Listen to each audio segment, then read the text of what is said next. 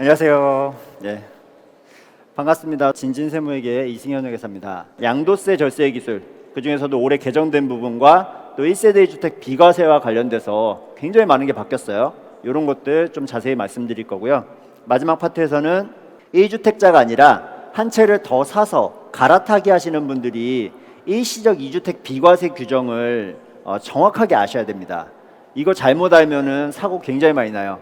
특히나 주택과 주택 간의 일시적 2주택도 있지만 주택과 분양권 또는 주택과 입주권 이런 경우도 일시적 2주택 특례가 가능하거든요.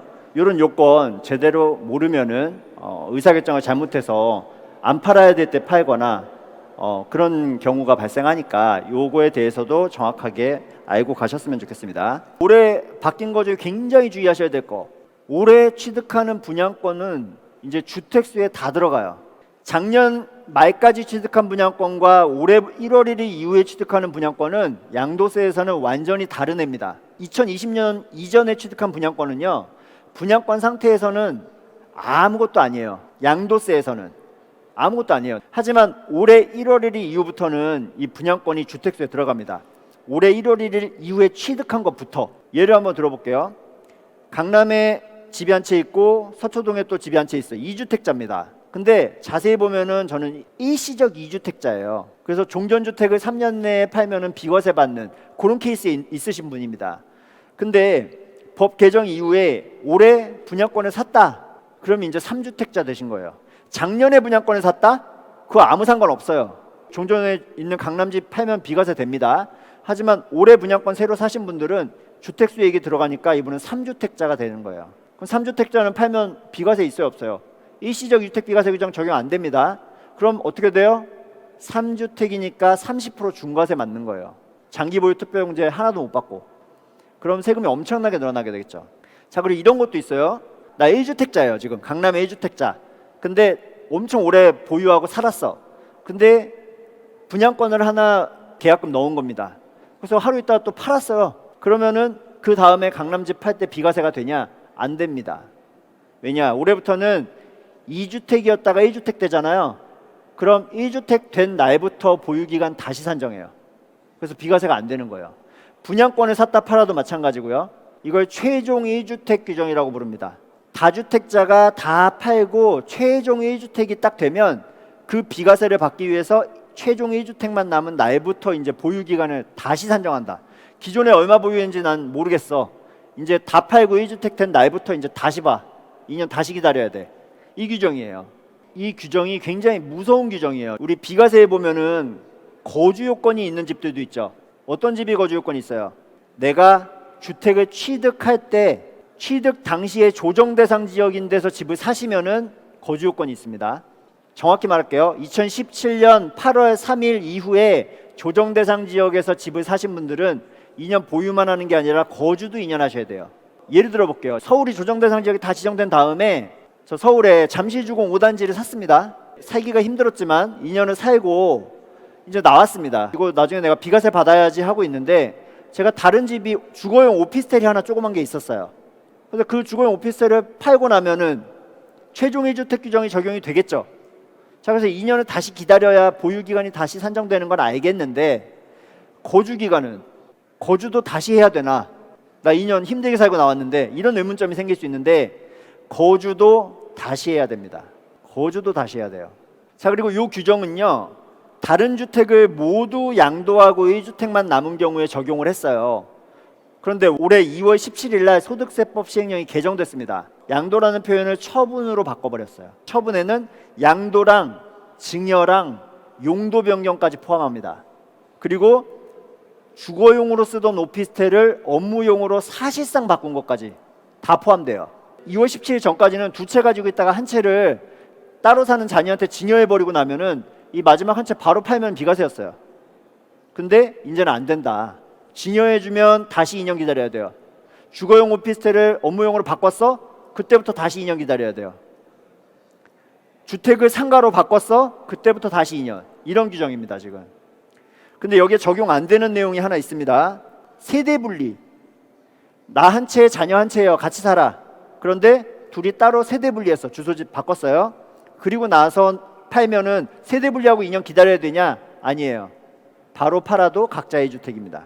그래서 어떤 게 적용되고 어떤 게 적용 안 되는지를 반드시 구분을 할 줄 아셔야지 언제 양도해야 되는지를 판단하실 수 있는 겁니다. 그러면 우리가 갈아타기 할 때, 새로운 집을 사고 종전주택을 팔 때 일시적 2주택 비과세 받는 그런 규정에 대해서 좀 알아보겠습니다. 자, 그럼 비조정지역부터 볼게요. 비조정지역은 1, 2, 3 요건입니다. 외우기 쉽죠? 1 요건은 뭐냐? 내가 원래 있던 집이 산지 1년 이상은 지나고 새 집을 사셔야 돼요. 작년에 1월 1일 날 집을 샀어요. 올해 1월 1일 날 두 번째 집을 사면 1년 이상인가요? 안 됩니다. 1월 2일 날 사셔야지 1년 이상이에요. 이 종전주택은 우리가 비과세 1세대 1주택 비과세 요건은 갖춰야겠죠. 그러면 요건이 뭐예요? 2년 이상 보유하고 팔아야 된다. 거기다가 조정지역에서 취득한 집은 2년 이상 거주도 해야 된다. 그리고 얼마 만에 종전주택을 팔면 되냐?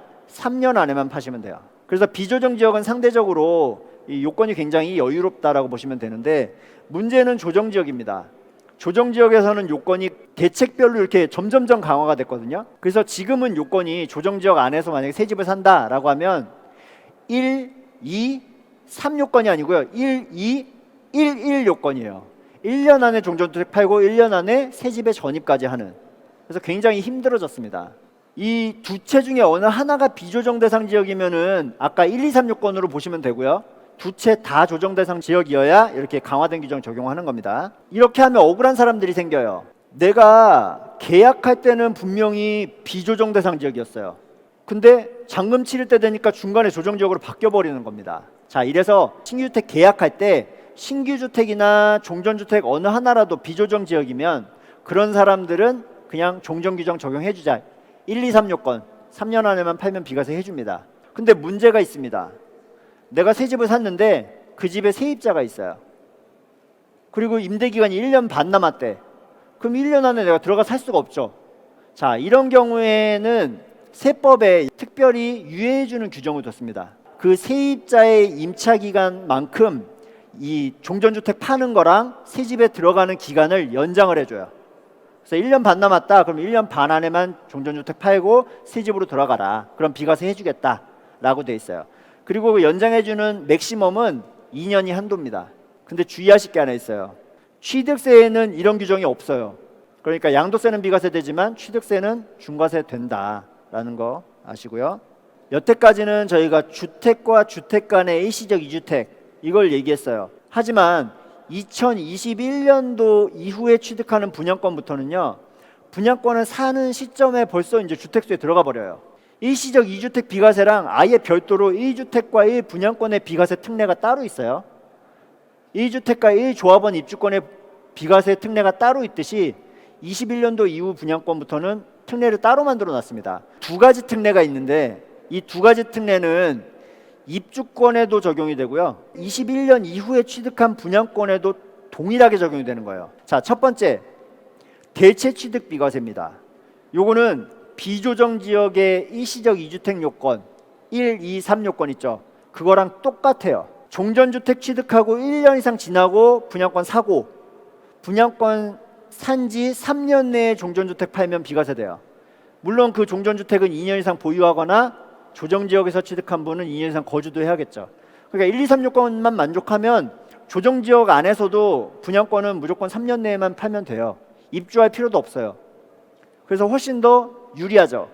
자, 이걸로 끝나는 게 아닙니다. 입주권 분양권 취득하고 3년 지나도 비과세를 해주는 특례가 있어요. 이거 왜 있을까요? 3년 안에 지어지라는 보장이 있나요? 갑자기 땅 파는데 막 안반 나오고 조합장이 돈 들고 날랐대 막 이러면은 늘어나죠, 기간이.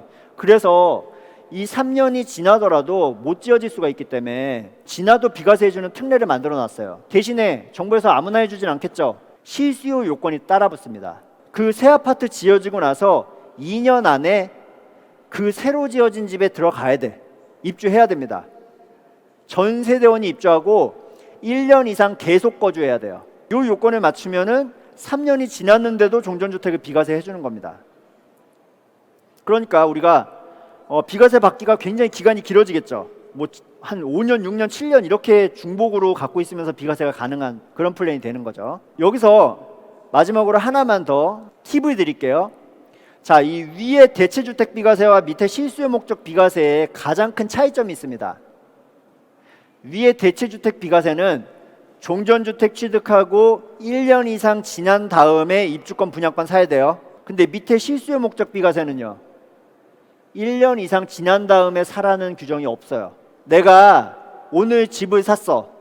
그리고 내일 분양권이나 입주권을 사요. 하루 만에.